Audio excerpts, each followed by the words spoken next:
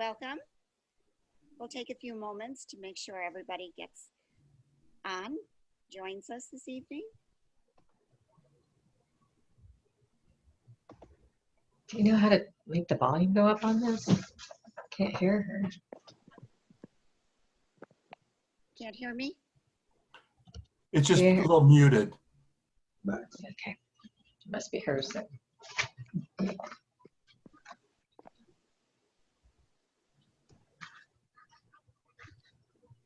think this chair's. I feel like a fall off.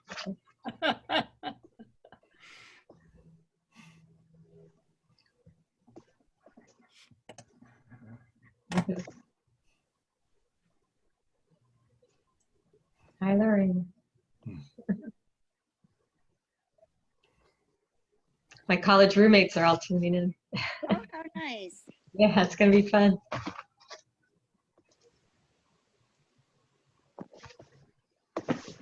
So I think we'll give it one more moment and then we'll begin.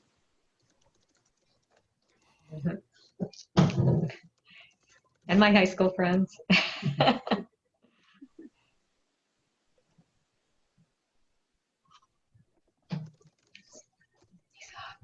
What's he doing?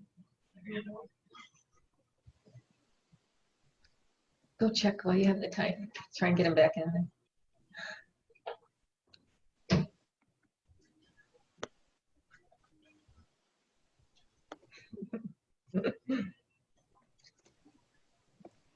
So I think I'll begin. Do you think we're ready? Yep. Hello, everyone, and welcome to the book club at the Center, Virtual Penny Art Center's book club. I hope you can hear me. I'm having a little bit of technical difficulty tonight, but I'm going to do the best I can while sitting here holding my phone. I'm so delighted that you're joining us this evening. Our book club is a little unique in that we feature the incredible diversity and talents of the authors from our own region, Western New York. And most often, almost always, and I think actually it is always, have the authors present with us. Generally, we meet in the center. The authors join us either by Skype or largely in person. But of course, these are different times, so we are doing our virtual book club tonight. Generally, we have one author with multiple books, but tonight we're celebrating two authors with one book, so a little bit different. And I can't wait to hear all about how they came together and created A Time to Wander. Just an incredibly wonderful book that I know I personally enjoyed every single moment of. But before we begin, I'd like to introduce you to another educator from the Birchfield Penny Arts Center, Michaela Warros, who will explain to you how this evening will proceed. Michaela? Hi, everyone.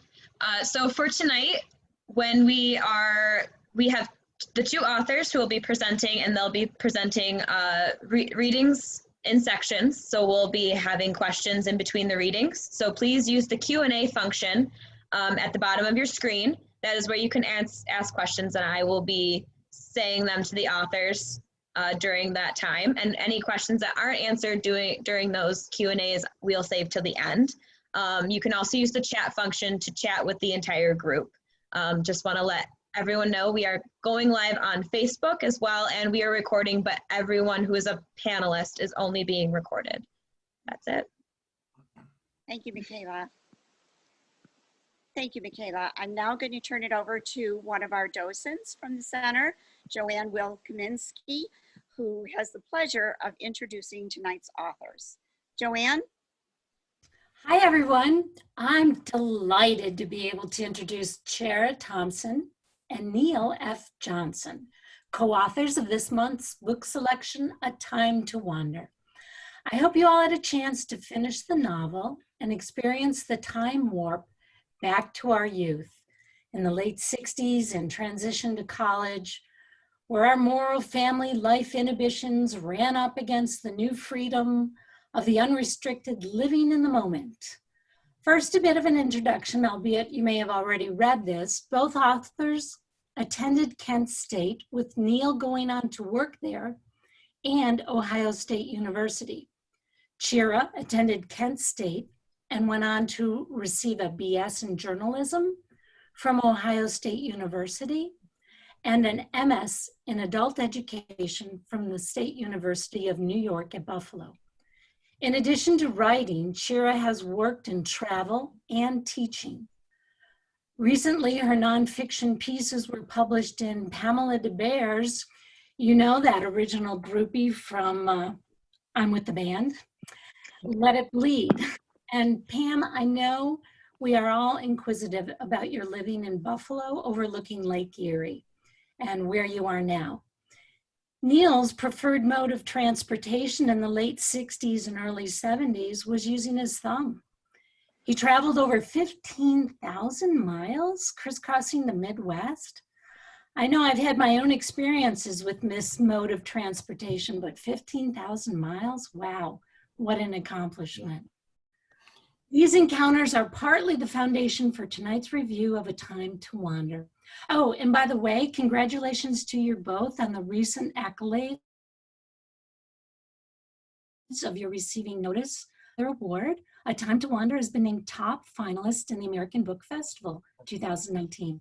I'm so excited to hear about your readings and what the docents think of your book. Thank you. Yeah.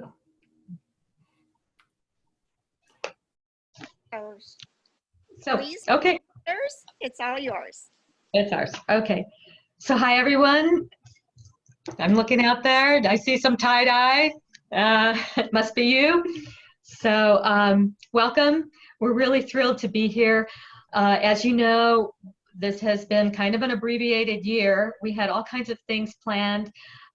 In fact, because our book takes place at Kent State, we were invited to the May 4th, 50th commemoration this year of the tragedy that took place there, and that went virtual. Also this year, we were invited to the Ohio Anna Book Fest, and that went virtual. And we now are here, and we are virtual. So we're always asked about, you know, how did you start this book? How did you reconnect? And actually, the first chapter explains it. So I'm going to read that to you. Chapter 1. Hello, it's me. January 2010. It pops up while I sit reading my emails and Facebook messages, drinking my morning cup of coffee. Subject, Kent State Roomies Reunion. Is this the Lena Borelli who wears paisley bandanas and blockades buildings? Who likes hitchhiking through Chicago at midnight and thinks cats are smarter than dogs? If so, I just wanted to say hi and hope things have been well in your life. This is Chris. What's it been, about 40 years? The last I heard, you were living in France. I ended up in Minnesota, married with 4 grown kids and too many animals to count. I'm in a good place, just a little fatter and a lot less hair. I hope the same is for you. Oh, but not the fatter and less hair part. Chris. P.S. Attached is the invitation to the Roomies reunion. I'll be there. Interested? It's him. My coffee splashes over the keyboard as I lean in to stare at the picture. The rich brown hair, which fell to his shoulders, has been replaced by short strands of gray. But his eyes, the same Stillwater blue, looking straight through me like they did all those yesternights ago. And through the years that followed, his memory still teased a warm smile from me when certain songs played on the radio. My fingers fly over the keyboard. Reply. Is this the Christopher Anderson who rescues damsels in distress, harasses Chicago cops, and uses dogs as chick bait? If so, I just wanted to say, Chris, you don't know how many times I've wondered about you. I'm fine. Live in Brooklyn, work as a freelance travel writer, married empty nester with 1 brilliant cat. Shh, about the hitchhiking. No one has a clue. P.S. Absolutely to the reunion. The cursor hovers over the send button. I swivel my chair away from the screen and gaze out the window. Slowly, I get up from the desk and head toward the attic. Sitting in a cobwebbed corner is my grandmother's old steamer trunk she gave me when I left for college. I open the lid and catch the faint smell of patchouli. I rummage through sealing wax, sandalwood incense sticks, and tarot cards. And there, lying at the bottom, my college journal. I slide my hand over the time-worn cover and open it up, my heart pounding. Should I be doing this? So that's pretty much how it started. We reconnected after 38 years, and we started reminiscing by email. That was such a passionate time in our history with everything that was going on. Of course, Vietnam War was raging in the background, and it was always on our minds. We saw it on the 6 o'clock news. Living on college campuses, we became involved in the anti-war demonstrations, blockading the buildings, and the protests. We went to Kent State the year after the shootings in 1971, and we were involved in the retaliation for those shootings. We also had a lot of decisions to make on other kinds of things that were facing young adults during that era, including women's rights, which actually brought about the pill, the more available for women at that era. And so that also brings up the questions of open relationships and the free spirit attitudes. And then we also had civil rights because of the 60s going on. So a lot of things were happening, and it's not unlike what's going on today, to be honest with you. We see a lot of different parallels in that. One of the other things that it did bring about was the remembering of the hitchhiking trip that we took. Now, this book is based on true experiences. It's been inspired by true events. But of course, there are compilations of the different things that we did and different experiences that we had.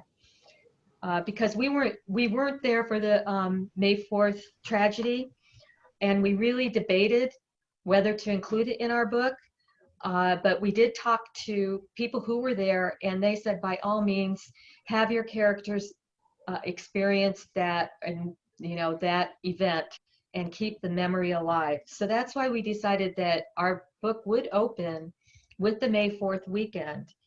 And so get out your bell bottoms, turn on your lava lamp, and light up that incense. We're about to begin the big flashback.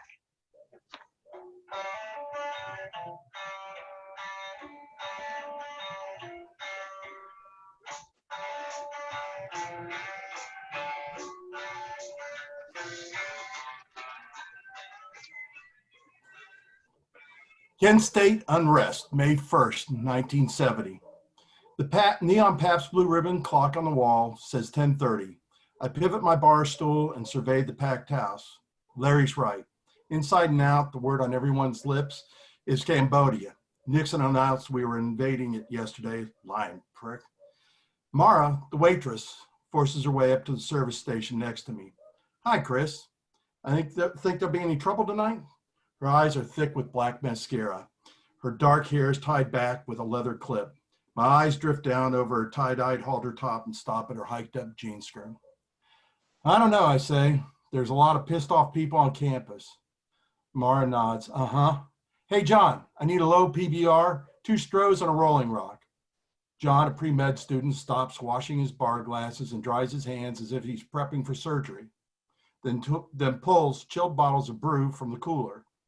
He hands them over to Mara and he says, we invaded Cambodia, the NBA playoffs are on, but the big news is it's Friday night and Chris Anderson's all alone.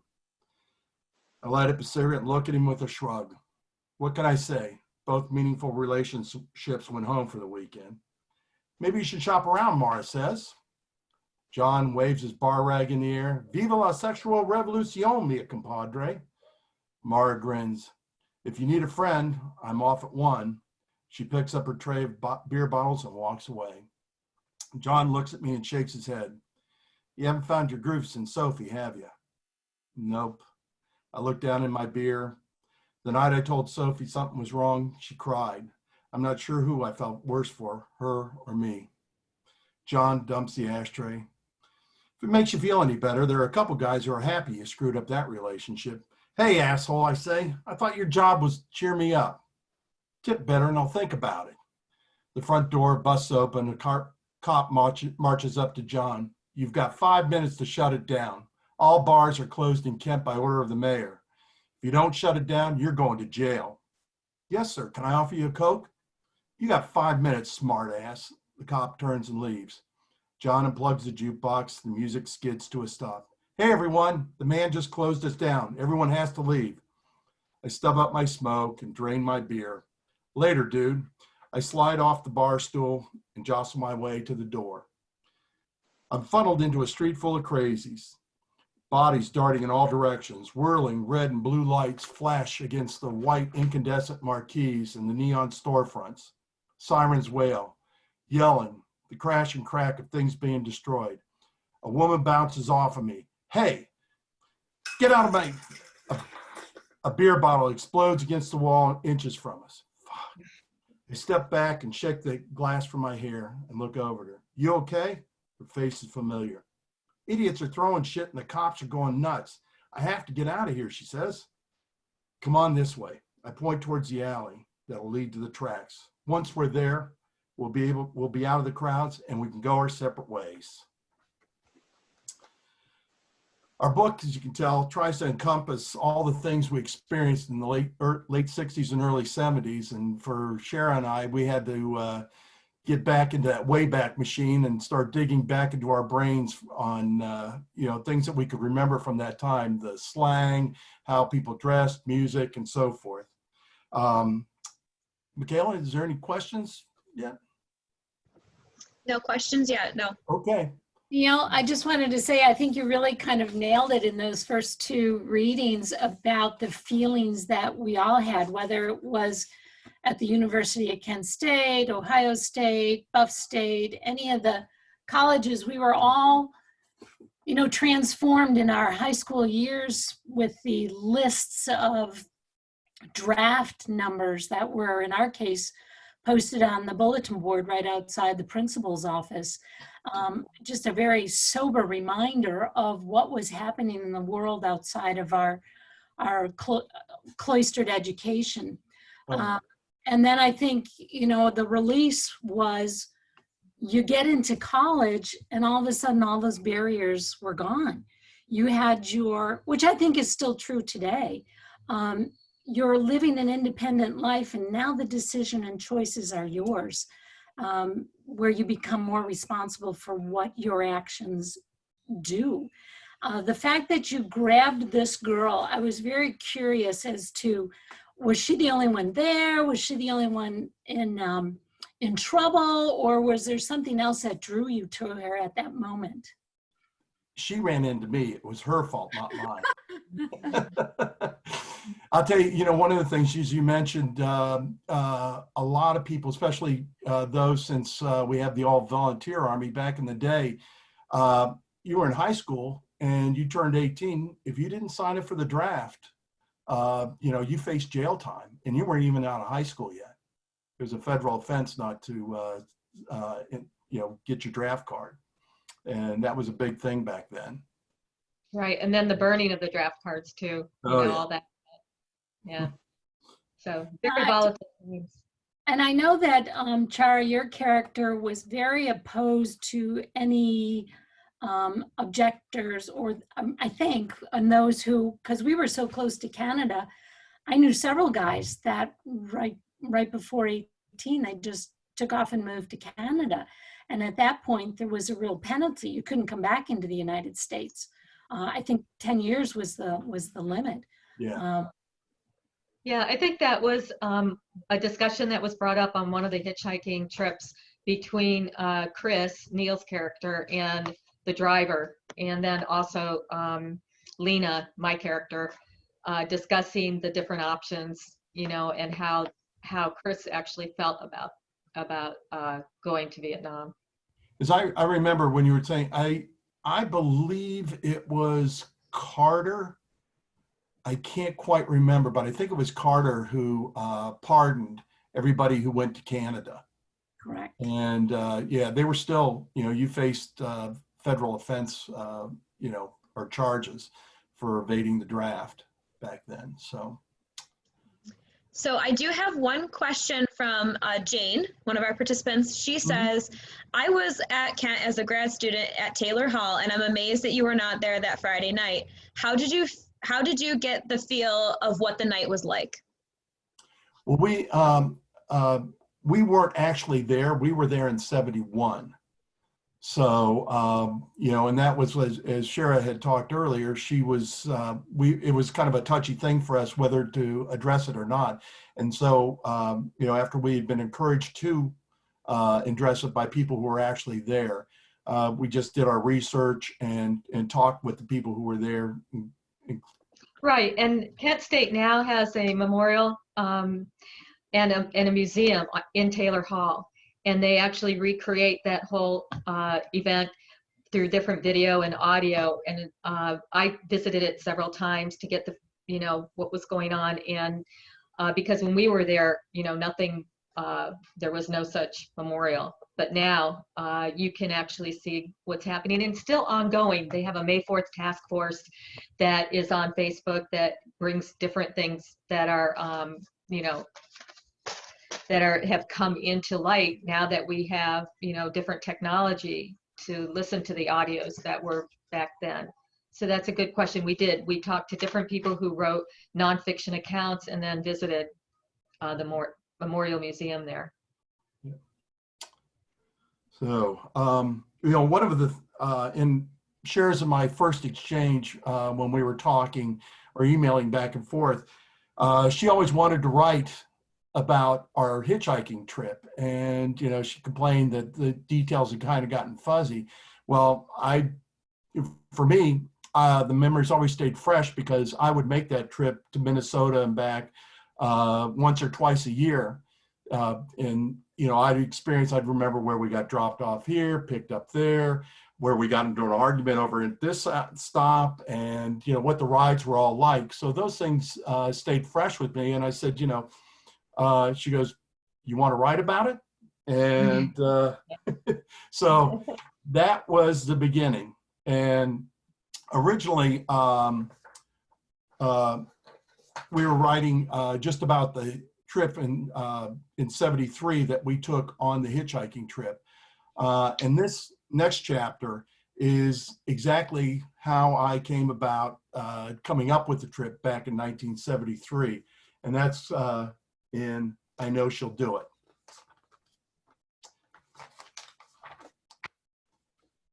Happy hour. Mike and I are at the loft throwing back 20-cent drafts. The television announcer on gives today's body count in Vietnam with pictures to go along. I concentrate on my beer. Hey man, what are you doing for winter break? I asked Mike. Making the scene with my folks in Pittsburgh. How about you? Got to come up with something special to do with Lena, something original that she'll remember forever and doesn't cost a lot of bread.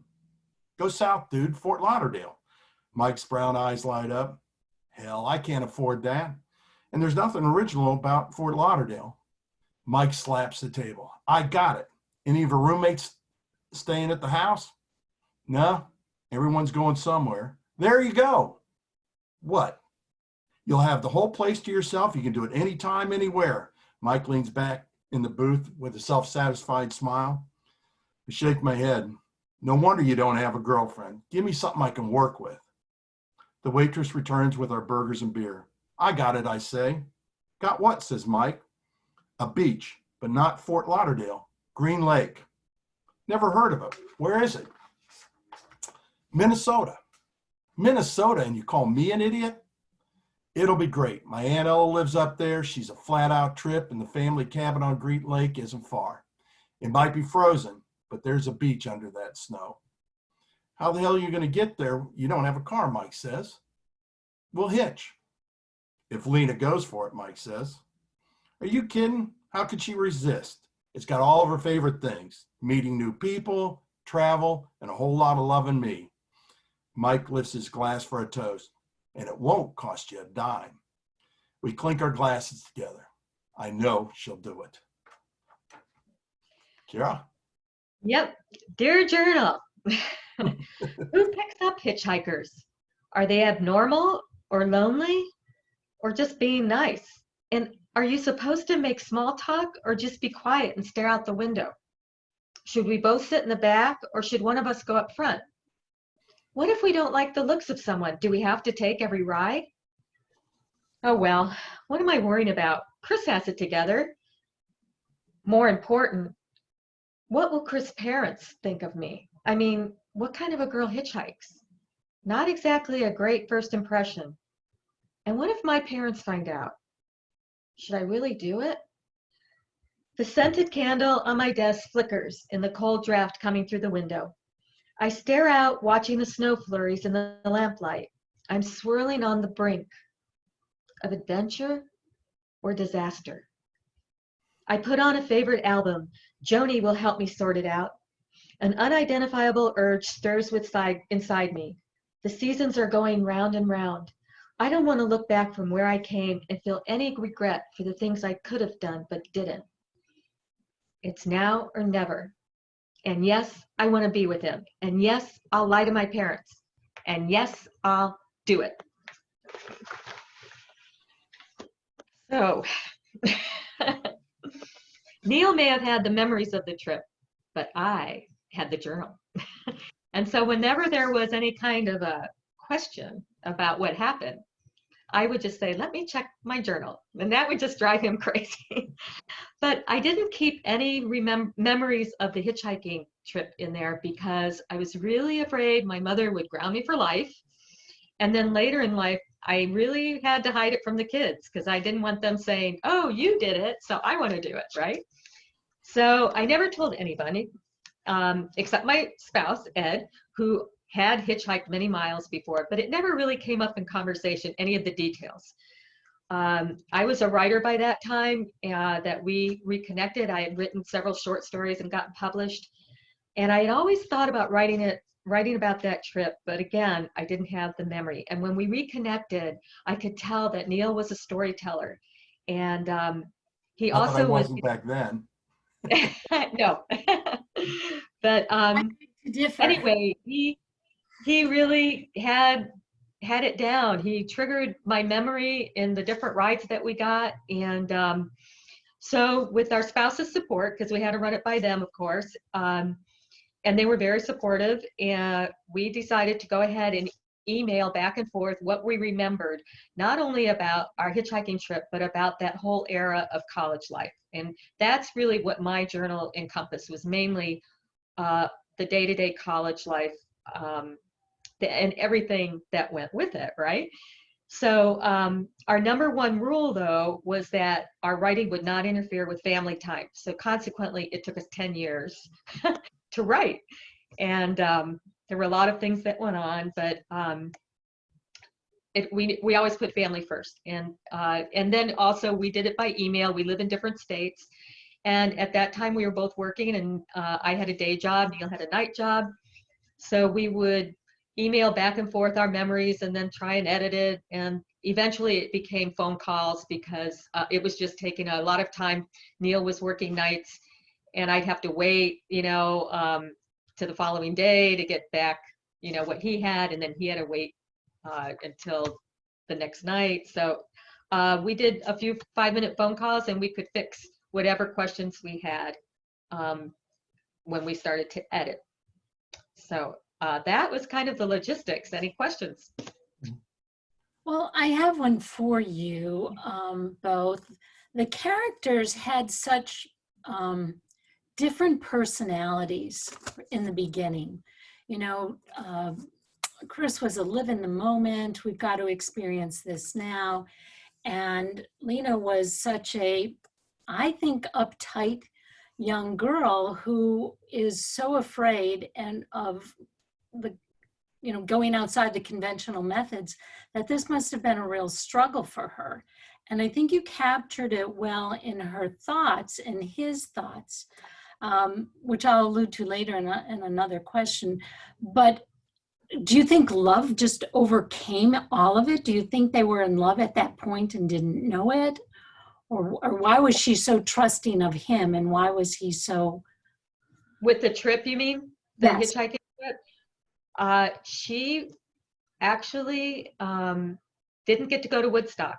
And that was always a big deal you know, and I know in Buffalo, there's so many people that went to Woodstock, but she was brought up in California, and she knew that she missed it, and she just had the feeling that this was going to be an experience of her generation, like Woodstock was, and if she didn't do it, she had a streak of adventure with a little paranoia sprinkled in it, and that's kind of the way she was and still is.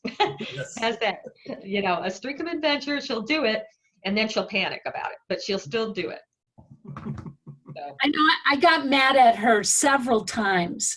You know, just let it go, just do it. And she was so stubborn in my mind that I got angry at her from time to time. I have to address that because when we were writing it, our first draft, we took, you know, we wrote it as we saw it, and we had to really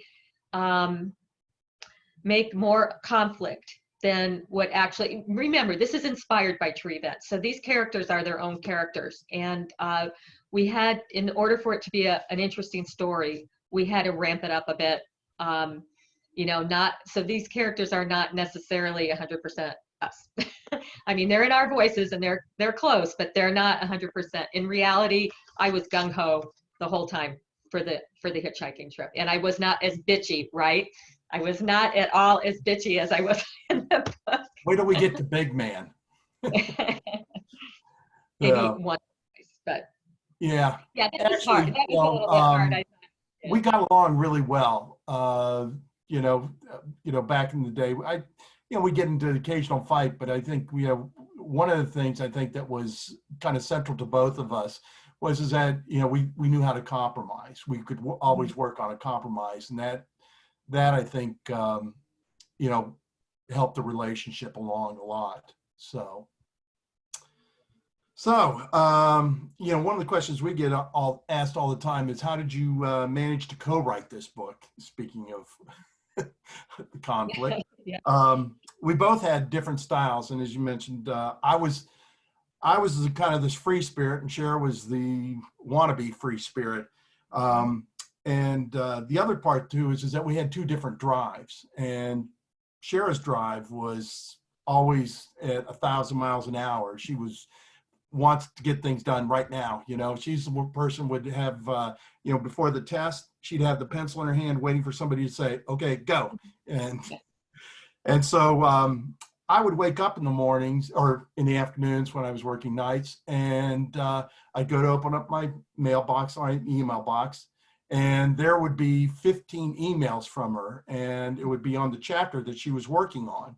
And the first one would have the chapter name, and then the next 14 of them would have OTO in front of it, which stood for oops, this one. And so I learned after spending hours of going through all of them, I just read the first email and the last email. First email because it was raw and a little bit more to the point. The last one was a lot more polished. And then what we would do is then I would get together with her, and we try to take the rawness of the first one and the rawness and freshness of the first one and merge it into the more polished one. And, and the same was true for mine, except I'd only write one. And so yeah, let's address that. We have the snail Pace also. He would mull things over, and I would say, this is only 3 sentences. You don't have to, it's not the Declaration of Independence. Let's get it going here. And no, we got to mull this over. So that also helped 10 years of writing. So I think a lot of the one thing is always having those two styles. It gave us, it was complementary in a way, because Chera jumps in with both feet, I tend to mull. And what it would do is that we could bring it both together. I would try and hurry up along, and it would give Chera time to look at her articles or her chapters that she would written, and not be regretful at the end of it. So yeah, it worked. Yeah. It was very, a very unique style. Well, not unique, but a great style in which to write it. The woman's point of view and the man's point of view. Yeah. And it came across, you could identify with each character by either knowing a person like that or by wishing you had known the person like that. And I found it very compelling to read both thought patterns, and knowing that you shared, the characters shared so much of their lives. That's why they bonded so well. I'm curious as we go on as to how they could get so distant from one another. Mm-hmm. Well, yeah, I think that kind of comes up later into the book. One of the things too, in the beginning, Chera was a journalism major and an English major, and I knew she was an accomplished writer. She read everything she could get her hands on, well, except for what I read. And I read science fiction, which definitely didn't go with what we were doing. So in the beginning, as we were writing, I would write my part and I would send it to her. And getting back to the reserve side of my writing partner, she'd read it and she'd go, oh, no, that won't do. And she goes, let me rewrite this. And she would rewrite it. And I would kind of reluctantly defer to her, but I would, at the end of it, I'd read it and I'd go, it still isn't what a 19-year-old guy would say. And I think Chera's got a point of view on that. Yeah, as Neil became a more competent writer, he started to rewrite my chapters, okay? And that didn't go over well with me. So I would say, oh, no, I would never say something like that, or I would never do that. And so that's how we did end up doing the alternating chapters. We, used our own voices and tried to stay as true to the 19-year-old voice in our head as we could. Then we would, if we had, most of the chapters have dialogue in it. So if Neil's dialogue was in my chapter, he would write his responses. And the same with me, I would write my answers to whatever we were talking about. So the chapters are really a mix. They're not totally in our own voices, one particular person. It's really stays true to the characters. And like I would say now is that the characters started developing their own voices. Lena and Chris, started to really direct the way the novel was going. And that was a new experience for me as a writer too. I thought it was really exciting that a lot of times, even though we had the memories and stuff, Lena and Chris directed what was going to happen. Anyway, as far as that goes, we tried to keep true to the era. And of course, it was the early 70s. So it was sex, drugs, and rock and roll. And we did have, uncomfortable periods writing this, as you would think. And when that happened, we would defer to someone else, ask their opinion about things, have a third party look over our lines and that kind of thing. We use the lingo of the era, which is a lot of fun, and you can Google it and come and remember, oh yeah, I used to say that, or I never said that, but anyway, it was a lot of fun to pull in the whole era, the dress, the lingo, and the attitudes. When we did have major differences, and but we could usually, like Neil said, compromise. About I would say every year we had a major blow up as far as what we wanted to include or leave out of the book and that kind of thing. And like I said, we would pick somebody that we trusted and maybe a couple to help us settle it. Yeah. And one of the other things that came up too in writing the book, and I think every author can testify to this, is writer's block. And, for me, I had a lot of big life events going on, weddings, deaths in the family. I still had kids in high school, and occasionally, one or both of us would hit the wall. And the fastest cure for that was when Chera would say, "Oh, why don't you let me write your chapters?" And snap, I was out of it. No way was she going to write my chapters. And so, I had my way with her too. She has.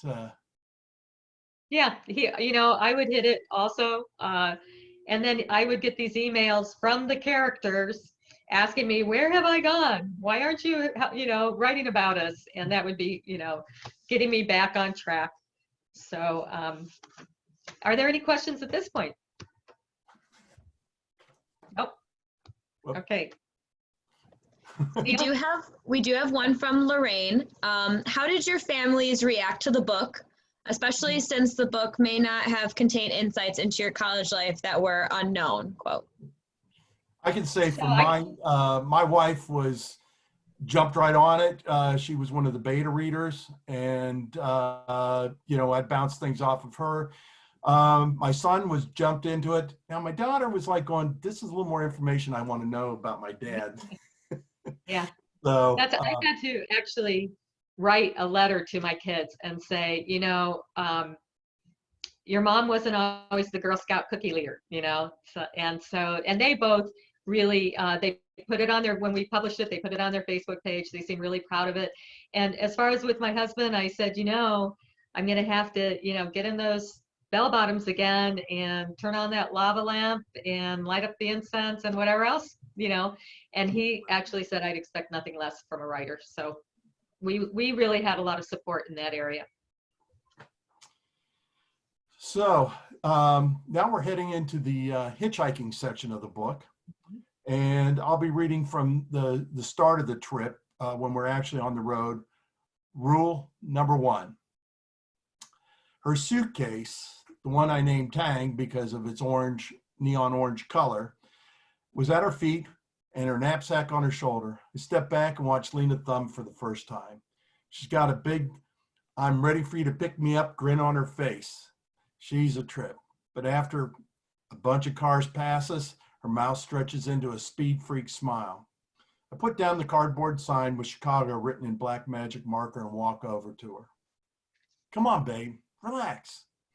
I give her a quick peck and a tight squeeze. One thing about thumbing, you got to take it easy. Let the rides come to you.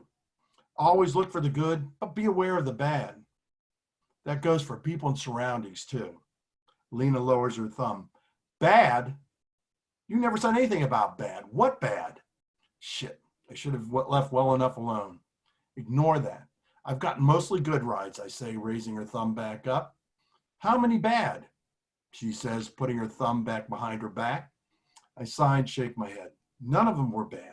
Just run-of-the-mill weirdos that you run across anywhere. She doesn't look so convinced, so I continue. Most people are really cool. Some have driven hours out of their way for me. The trick is to make a connection right away.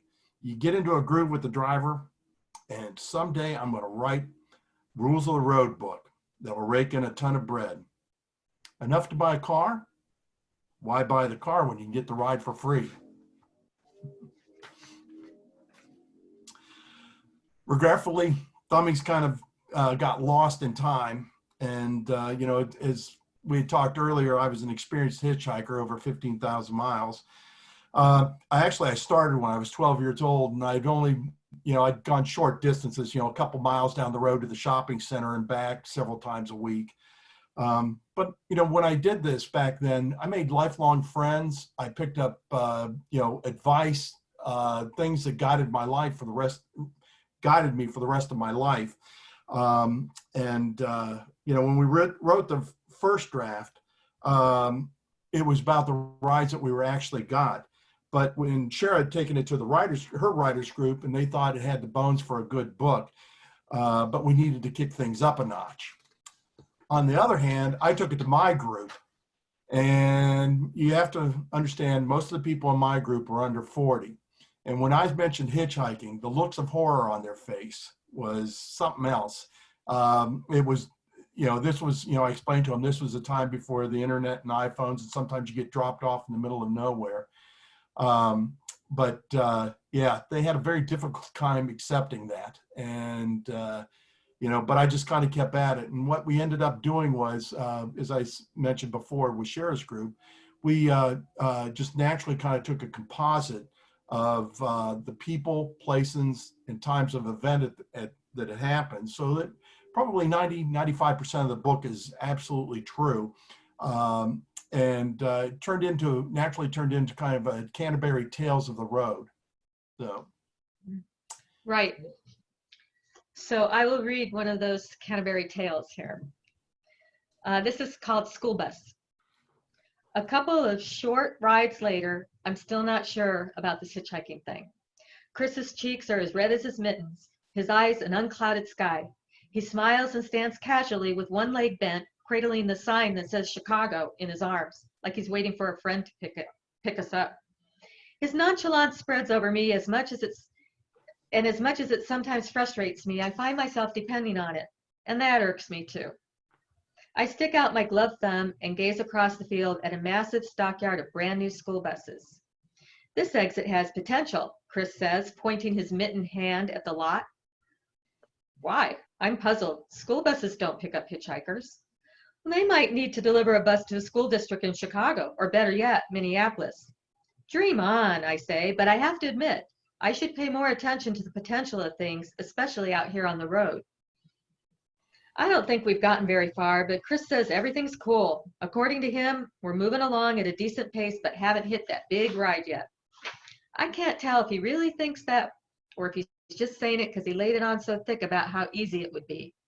A bus pulls out of the stockyard and heads in our direction. Hey, Chris nods. Here comes our big yellow taxi now. Huh, you're crazy. No school bus is going to pick up hitchhikers. Keep the faith, babe. The bus rolls up to us and squeals to a stop. The doors flap open and the driver yells out, "Need a ride?" Unreal! A school bus picking up hitchhikers. What kind of a driver does this? I mean, we could be Bonnie and Clyde. I nudge Chris's back as he picks up his pack and whisper, "This might be illegal." Chris whispers back, "Don't be so uptight.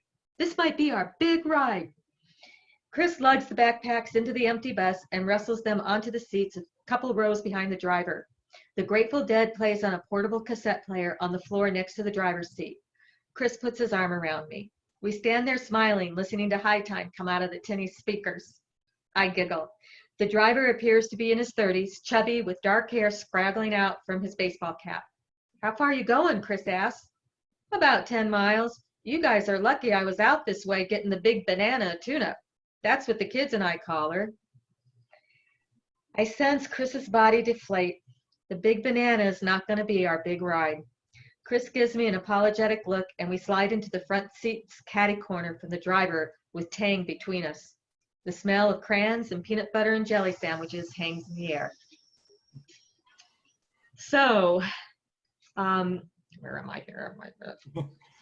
Okay. People have asked us if that ride actually happened. Yeah. Right. So they usually ask us, did we always have these rides? Or did it happen just like that? And like Neil said, they're composite. They happen to one of us, both of us, some of us, maybe in a different way or time, but we really did get a ride with the school bus. So, next chapter is Big Man. Lena and I stand with outstretched thumbs as cars pass. I'm starting to feel the reject vibe.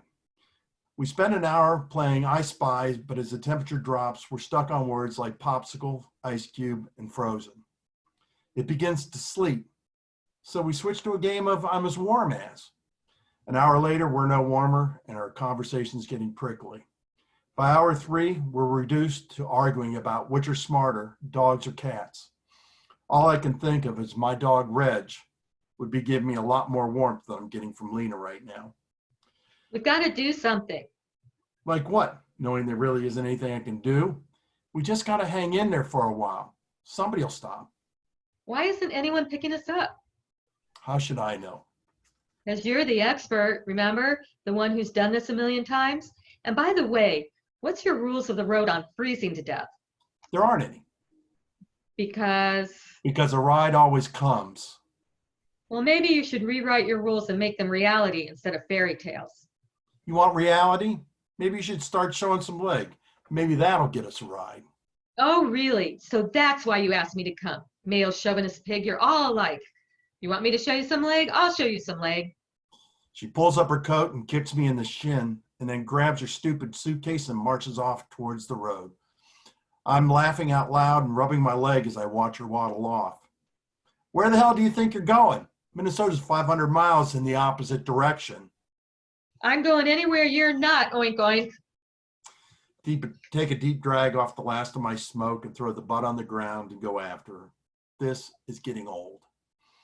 Catch up to her and grab her arm. Lena, don't act crazy. You can't walk around the south side of Chicago this late. There are gangs around here. We'll end up in the morgue. We're going to end up there anyway, frozen solid. I wave at the Holiday Inn next to the ramp. Look, we can get something to eat at the hotel coffee shop. Fine. As soon as we get there, I'm going to call Ginny and tell her she was right. This was a stupid, idiotic idea. Do whatever you want. You're a liberated woman. Oh, go to hell, Chris. I trusted you.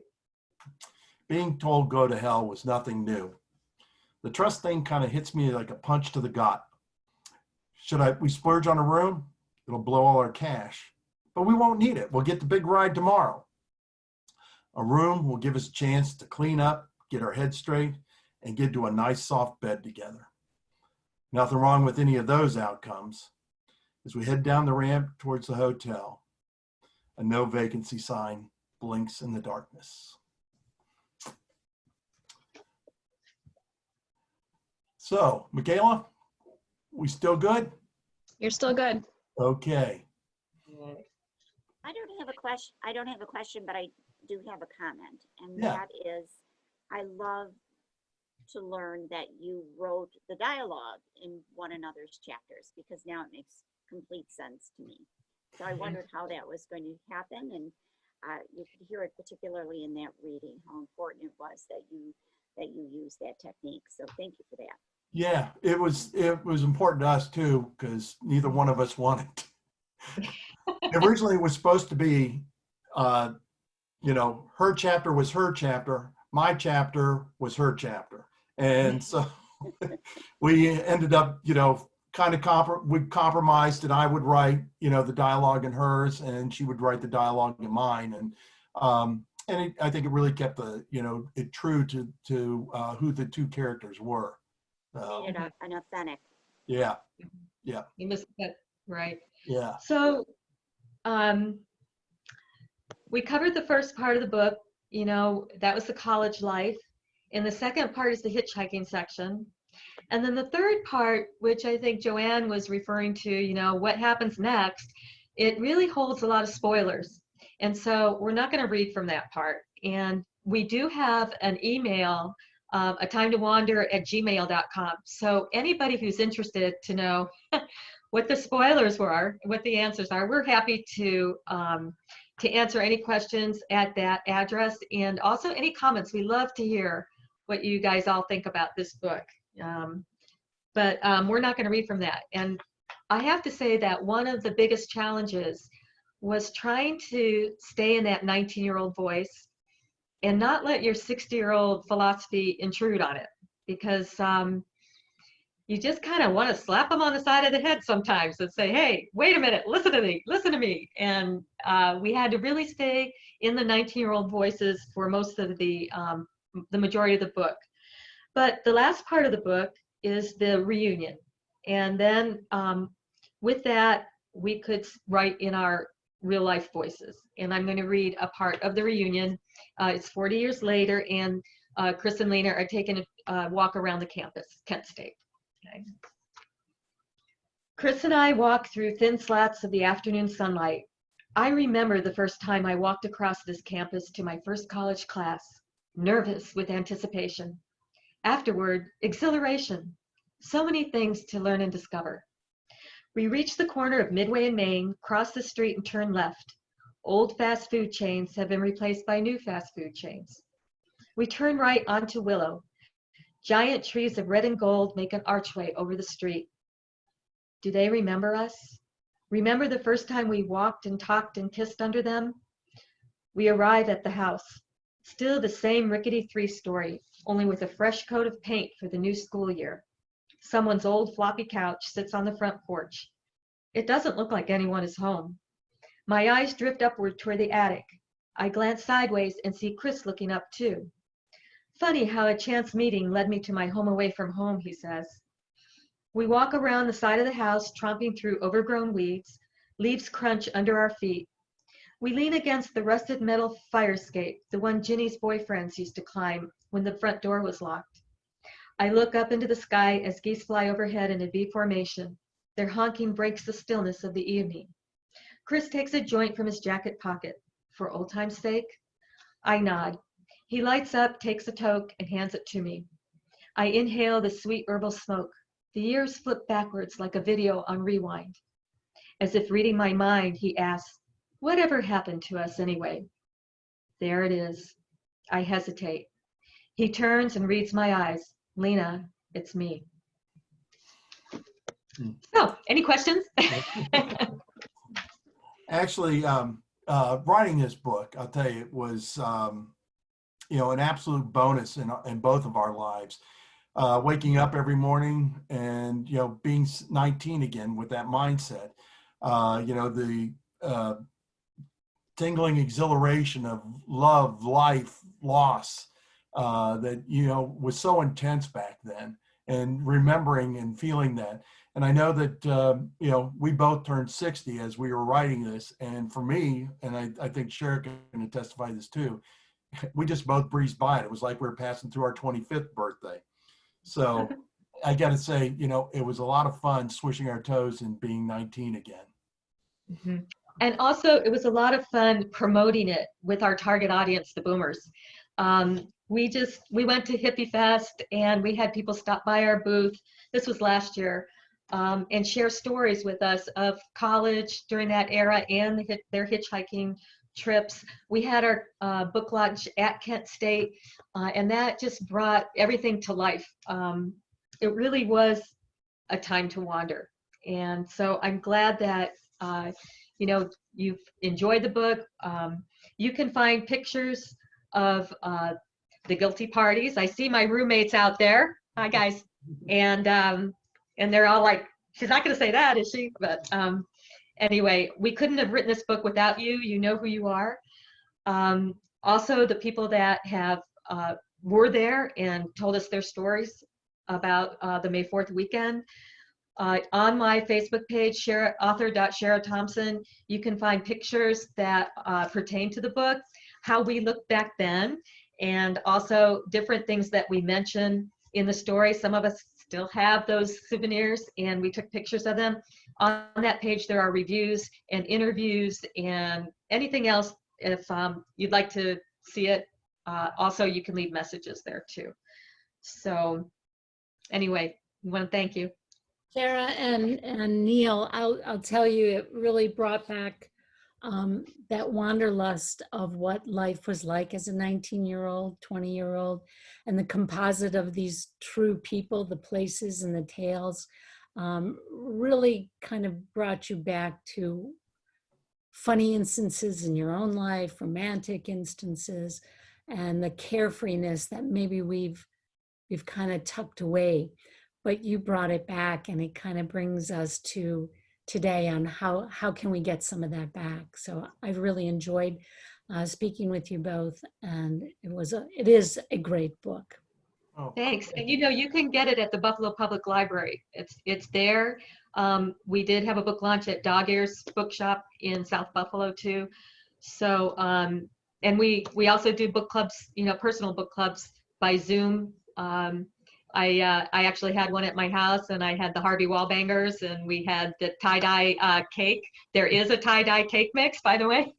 So, and everybody wore their 70s stuff. It was a lot of fun. I passed out a little patchouli oil for everybody, and we really had a good time. So we're open to doing that, I guess, by Zoom until further notice. But, anybody who's interested can contact us through our Facebook page. Yeah, I'd like to give a shout out to the Book Loft in German Village here in Columbus, Ohio.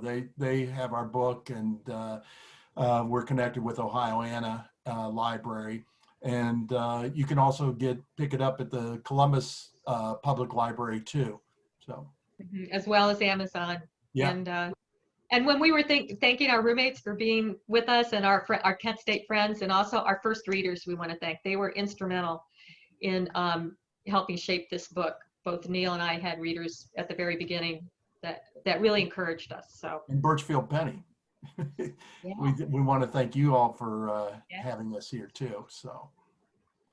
Welcome. I'm sorry it didn't work out in March, but as you know, we were supposed to have a time to wander as our March book club selection. The things shut down very rapidly. Yeah. I'm delighted that you are here tonight. And before we go, I want to thank Michaela for keeping us on track this evening, and Joanne for being a wonderful facilitator, and Chera and Neil for an incredible book. I emailed them and said I did shed more than a few tears as I finished the story. I didn't want it to come to an end, and I guess I wanted a different end to the Yeah. story, but that's okay. That's I all wasn't- life is. Yeah. I wanted to just show the cover of it. It's Oh, yes. very yeah. So anyway, Yes. just a little promo. Thank you for a Good. wonderful book and a wonderful evening. And I invite everyone to join us next month. And I guess that's it for tonight, unless any further questions or any further comments. There are a couple questions left in the Q&A if we're interested in answering those. Sure. Okay. Sure.